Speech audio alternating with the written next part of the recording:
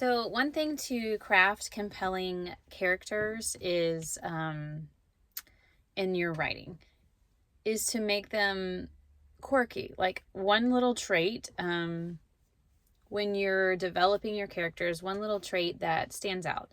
Because when you describe that person, that character, you want to make sure that when you're describing them, there's not generic features, generic things. What in their personality, or what in their facial feature, or what in their is there some sort of like tick that they do, or and it may not be that it's uncommon, but it's just something that you consistently describe that person like, that you will get the reader familiar with.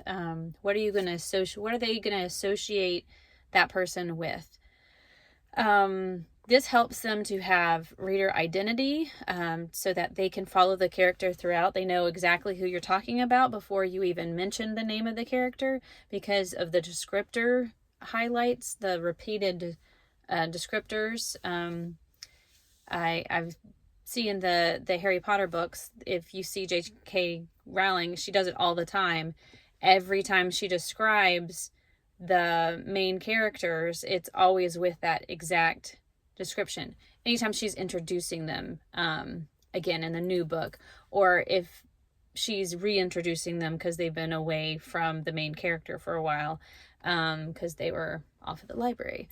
For Hermione, it's like the bushy hair. For Snape, it's like, I think it's the hook nose or something like that, where there's some sort of feature or some sort of personality trait,